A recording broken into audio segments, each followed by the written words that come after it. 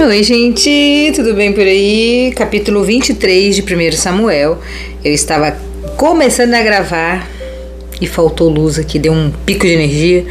Caiu a internet, caiu esse monte de iluminação aqui que vocês estão vendo aqui no meu óculos. Caiu tudo, gente.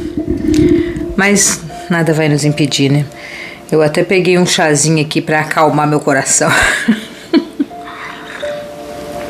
Eu sempre acho que é luta espiritual.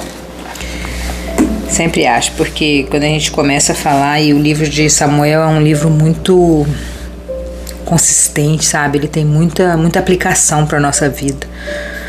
E é comida sólida que a gente fala, né? Lá no Novo Testamento eles falam, né? Você não é mais bebezinho para comer, para tomar leitinho. Agora você é adulto na fé. Você come comida sólida. Eu imagino que esse livro é de comida sólida. Ontem nós vimos sobre o fofoqueiro, né, que destruiu 85 famílias de sacerdotes, de pessoas importantes, inocentes. Foi muito triste aquilo, né? E muito interessante também aquele capítulo, né? Muita coisa legal. E hoje também. Vamos lá, vamos continuar na saga de Davi, um rei fugitivo, também sem motivos, por uma inveja do rei Saul, uma inveja doentia, né? Saul é doente mesmo, né, gente? Cada dia eu percebo que ele é mais doente.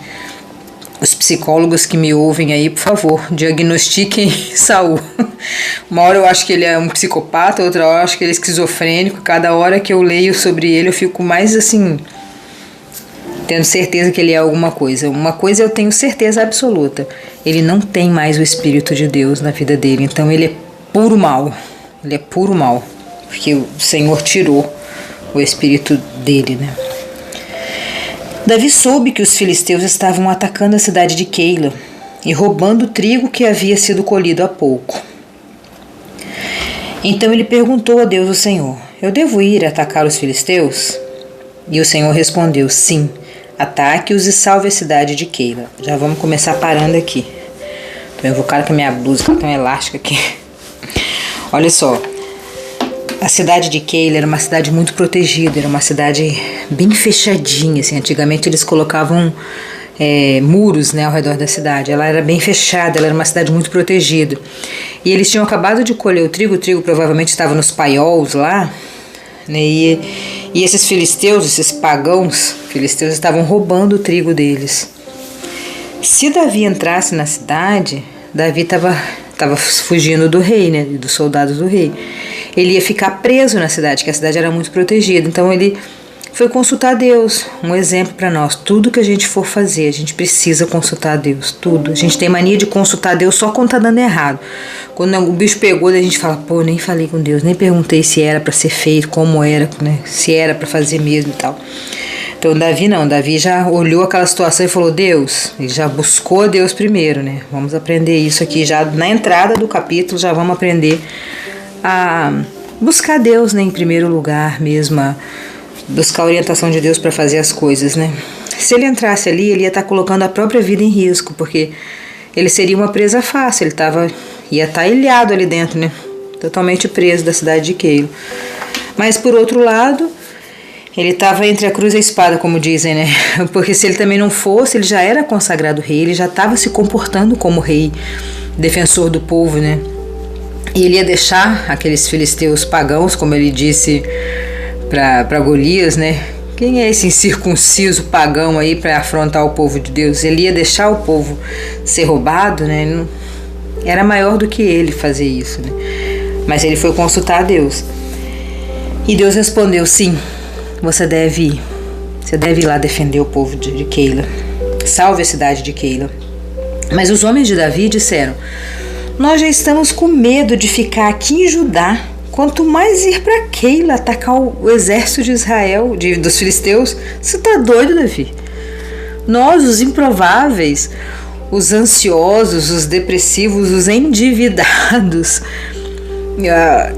os improváveis, o exército dele, nós lemos ontem, né? O exército deles era dos improváveis, dos desanimados, dos improváveis, dos cheios de dívida. Estava devendo até o arroz que eles estavam comendo.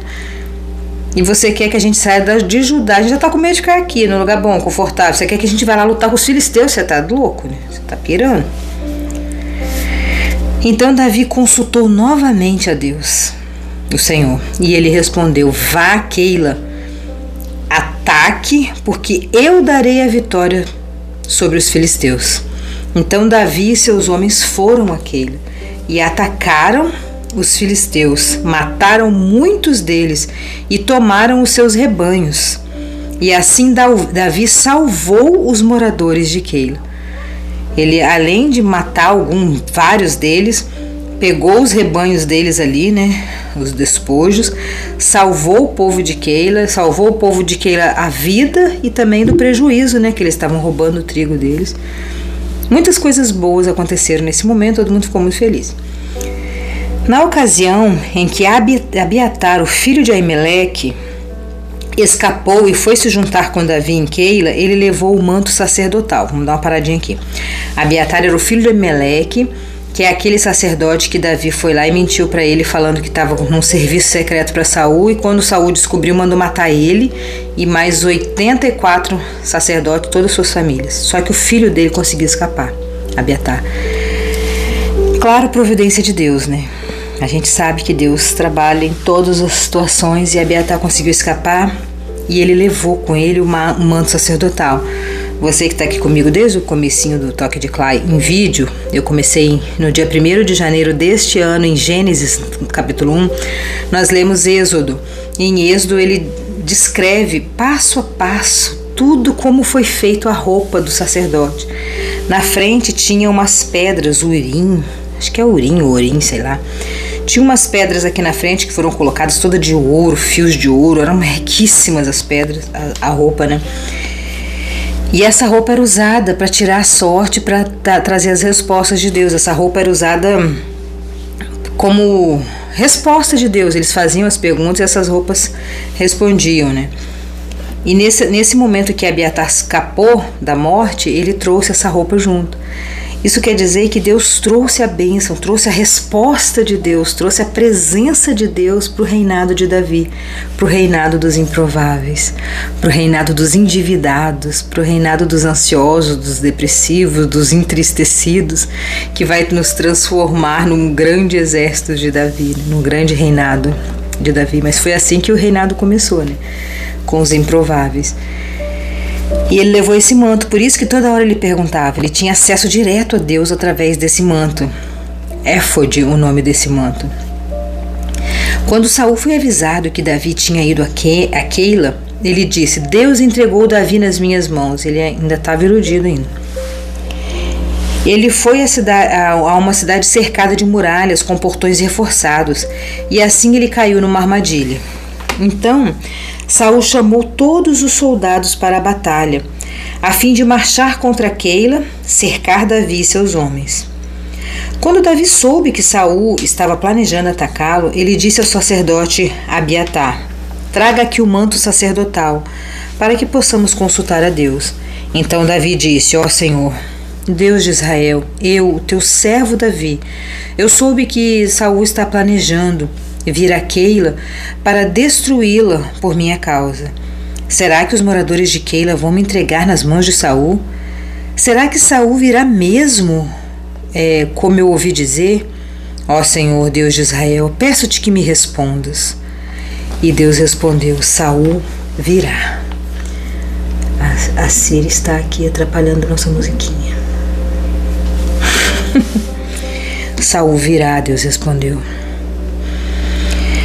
E será que os moradores de Keila vão entregar a mim e aos meus homens a Saul? Perguntou Davi. Sim, eles vão entregar vocês a Saul, respondeu o Senhor a Davi. Então Davi e seus homens, mais ou menos 600, já foram se juntando os endividados. Do capítulo de ontem para o de hoje, Davi já arrumou mais 200 endividados. 200 improváveis, oh glória a Deus, e cada vez chegando mais. Aleluia. Deus usa os improváveis. Era mais ou menos 600. E eles saíram imediatamente de Keila e seguiram sem rumo certo. Quando Saul ficou sabendo que Davi tinha fugido de Keila, ele abandonou o seu plano. Vamos dar uma paradinha aqui, bem rapidinha, para um toquezinho de Clay bem pequenininho, que a gente passa batido aqui, a gente não percebe o que aconteceu. Tão grave, tão dolorido, gente, tão triste que aconteceu aqui. Davi colocou a própria vida dele em risco. Lá no primeiro capítulo, no primeiro versículo nós falamos isso, né? Eu vou, não vou, Senhor, porque eu vou virar presa fácil para Saul se eu for salvar o povo, mas eu não posso também deixar eles ali à mercê dos filisteus, né, e tal. Eu vou, Deus falou, vai, que eu vou te entregar ao povo filisteu. E eles foram e ganharam a batalha. E agora, na hora que Saul descobre, vai atrás para matar o povo de Keila, que foi salvo da morte, que foi salvo do prejuízo do trigo, das colheitas, entrega. Ele consultou Deus, né? E Deus falou, eles vão te entregar, eles vão te trair, eles vão furar seu olho, eles vão ser ingratos com você. Tudo que você fez, todo o risco de vida que você e os seus correram, eles vão furar seu olho, eles vão olhar e vão te entregar de bandeja para Saul. Você imagina a dor de Davi. Você já foi traído alguma vez? Você já foi traído pelo seu cônjuge, pelo seu filho, pela sua melhor amiga? Você já foi traído pela sua vizinha, pelo seu chefe, pela sua colega de trabalho? Você já foi traído por alguém? Você já teve uma traição da sua irmã, do seu irmão, do seu cunhado, de alguém da sua família? Se você teve, você sabe a dor. Você imagina de um povo inteiro que você se colocou em um risco absurdo como Davi. E ele não teve nem tempo de sofrer a dor dele, de viver o lutinho dele ali, de ter sido traído, né? Ele teve que correr para salvar a vida dele de 600 endividados que estavam com ele ali. Ainda bem que a presença de Deus, né, o éfero lá, o negócio, o manto sagrado estava com ele ali, e Deus falou para ele, né? Aí a gente para assim e pergunta, né? Por que Deus permitiu isso? Por quê? Por que Deus permitiu? E Deus falou para ele ir, Deus falou para salvar, né? Ele ali para salvar o povo de Keila, né? Salvou do prejuízo, da morte. E na hora de retribuir, né? Eles pegam e entregam para salvar a própria pele. Eles entregam. Quanta maldade, quanta ruindade. Isso nos prova que nós não devemos acreditar na humanidade, porque a humanidade é falha, gente. A gente não pode fazer a bondade esperando a recompensa. A gente não pode, gente. A gente não pode fazer as coisas boas para as pessoas da nossa família, dos nossos amigos, no nosso trabalho. Nada, nada. Gente, é nada. A gente não pode fazer nada esperando retribuição. Sabe por quê? Porque isso dói. Vai doer, vai doer, vai doer, vai furar, vai te magoar, vai te destruir. A ingratidão destrói a gente. Da mesma forma que a gratidão te levanta. A gratidão te recompõe, a gratidão te faz virar um fênix, aquele pássaro que está todo queimado ali, ele levanta das cinzas e ele abre as asas e voa. A gratidão te faz isso. Então seja grato por ajudar, seja grato por contribuir, seja grato por salvar o povo de Keila. Seja grato, não espere recompensa, não espere que eles vão passar a mão na sua cabeça porque você salvou eles não vão. As pessoas não vão, as pessoas estão preocupadas com a própria vida. Faça por você, faça por Deus, faça porque você é grato, faça porque você pode fazer. Faça por isso, não espere, porque você vai se machucar. Você vai sofrer. Faça como Davi. Assim que ele soube que todo aquele sacrifício, toda aquela guerra, todo aquele ferimento que eles estão no corpo, porque eles mataram, mas eles apanharam também, né? Eles apanharam bastante ali durante a guerra. Eles estão todos machucados, cansados, sofridos. Mesmo daquela forma, as pessoas iam trair eles. Eles não tiveram nem tempo de pensar e já foram cuidar da vida deles. Então, que você cuide da sua vida e não espere retribuição de ninguém. Pare de fazer as coisas para receber retribuição. Cuide da sua vida. Cuide da sua vida. Cuide da sua vida. Pare de dar dinheiro, de dar amor, de dar carinho, de dar comida, de dar atenção, de dar qualquer coisa em troca de retribuição. Você não vai receber. A nossa retribuição é com Deus. Quem nos retribui é o Senhor. Coloque isso no seu coração, na sua mente, na sua alma. Repita isso em voz alta até entrar dentro de você, que tudo que você faz, você dá uma xícara de chá para alguém, é como se estivesse dando para o Senhor, porque aí sim você vai ser recompensado. Aí sim não vão te trair, te entregar nas mãos de Saul. Vamos voltar. Eu já estou falando demais. Ui. Davi se escondeu nas fortalezas da região deserta e montanhosa, que fica perto de Zif. Saul continuava a procurá-lo todos os dias, mas Deus não entregou Davi a ele. E Davi estava com medo, porque Saul tinha saído para matá-lo. Davi passou a viver em Oreza, no deserto que fica perto de Zif. Jonatas foi encontrar-se com ele ali e lhe deu ordem e lhe deu coragem para confiar na proteção de Deus. Jonatas disse: não tenha medo, Saul, meu pai, não conseguirá causar-lhe nenhum mal. Você será rei de Israel e eu ocuparei o segundo lugar do seu governo. Nosso próprio herdeiro está falando isso para ele. E o meu pai sabe muito bem disso. Olha que legal. O Jonatas é o herdeiro, porque era de pai para filho, né? Até hoje é, né? Os países que têm monarquia, né? Vai passando de pai para filho. E aqui Jonatas era o herdeiro. E Jonatas falou: não, você é o rei, eu sou o segundo. E meu pai sabe muito bem disso, por isso que ele te odeia. E ali, na presença de Deus, o Senhor, os dois renovaram a sua promessa de amizade. Davi em Oreza e Jonatas voltou para casa. Davi ficou em Oreza e Jonatas voltou para casa. Algumas pessoas de Zif foram a Gibeá e disseram a Saul: Davi está escondido na nossa cidade. Sempre tem, gente, sempre tem um passarinho verde, fofoqueiro, desgraçado, ruim. Olha aí, ó. Algumas pessoas de lá viram, mas vamos voltar aqui nessa história linda da amizade de Jonatas e de Davi. A gente acabou de ler uma história horrível aqui do povo de Keila, que foi ajudado por Davi, pelo seu exército, e traíram Davi.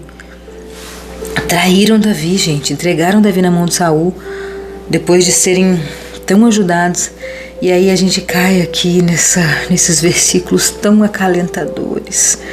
Vem Jonatas com a sua amizade leal, verdadeira, com a sua amizade sem interesse. Ele é o herdeiro e ele fala: você é o rei, eu sou o segundo. Meu pai sabe disso, não se preocupe. Ele fala: não tenha medo, não tenha medo. Saul não vai te causar mal nenhum. Você vai ser o rei e eu vou ocupar o segundo lugar. Na presença de Deus, eles renovaram os votos, uma amizade leal, uma amizade verdadeira, uma amizade que vem de Deus. Nós precisamos de Jonatas na nossa vida, gente. Peça a Deus um Jonatas na sua vida. Todos nós necessitamos, a nossa alma anseia por um Jonatas verdadeiro, porque o povo de Keila é o que mais tem ao redor de nós. Mas nós temos que ter um Jonatas. Busque o seu Jonatas. Seja você o Jonatas de alguém. Seja você. Comece de você. Seja você o Jonatas de alguém. E nós não precisamos ser o Jonatas só de Davi. Nós podemos ser Jonatas de várias pessoas. Nós podemos ser Jonatas de várias pessoas. Nós temos essa capacidade. Deus quer que você seja, porque o mundo anseia por Jonatas, por amizade leal. Tá cheio de Keilas, de gente de Keila por aí. Vamos voltar. Ali daí o povo de Zif, o povo de Keila e de Zif, ó, tem um monte, ó, foram lá cantar para Saul que Davi estava lá. Ele está escondido na nossa terra, lá em Oreza, lá no monte de Áquila. Contou tudinho, no sul de Gesimon. Nós sabemos que o Senhor quer prendê-lo. Venha com a gente que nós lhe entregaremos Davi. E Saul respondeu: que o Senhor abençoe vocês por serem tão bondosos comigo. Você acha que eles estão fazendo isso sem interesse? Até parece, né? Esse povo de Zif é tudo interesseiro. Vão e se informem novamente. Descubram com certeza onde Davi está e quem o viu ali. Dizem que ele é muito esperto. Descubram exatamente os lugares que ele se esconde e voltem aqui sem falta. Então eu irei com vocês, se ele estiver lá. Eu pegarei ainda que tenho que procurar em toda a terra de Judá. Então eles voltaram para Zif adiante de Saul. Davi e seus homens estavam no deserto de Maom, num vale seco do sul de Gesimon. Saul e seus soldados foram procurar Davi, mas Davi ficou sabendo e foi para uma passagem nas rochas do deserto de Maom e ficou ali. Quando Saul soube disso, ele foi atrás de Davi. Saul e seus soldados estavam de um lado do monte, Davi e os seus do outro lado. Estes fugiram depressa para escapar de Saul e dos seus soldados, que estavam cercando para prendê-lo. Mas justamente nesse momento o mensageiro chegou e disse a Saul: volte imediatamente, os filisteus estão invadindo o país. Então Saul parou de perseguir Davi e foi lutar contra os filisteus. Providência divina é o nome disso aqui, gente. Na hora que não tem mais jeito, não tem mais solução, você está cercado pelos inimigos, você não tem mais o que fazer da sua vida. Deus manda o escape, Deus manda a solução. Deus manda alguma coisa, Deus manda o adversário atacar a casa do outro lá e ele tem que ir correndo lá resolver. Volte imediatamente, os filisteus estão invadindo seu país. Então Saul parou de perseguir Davi e foi lutar contra os filisteus.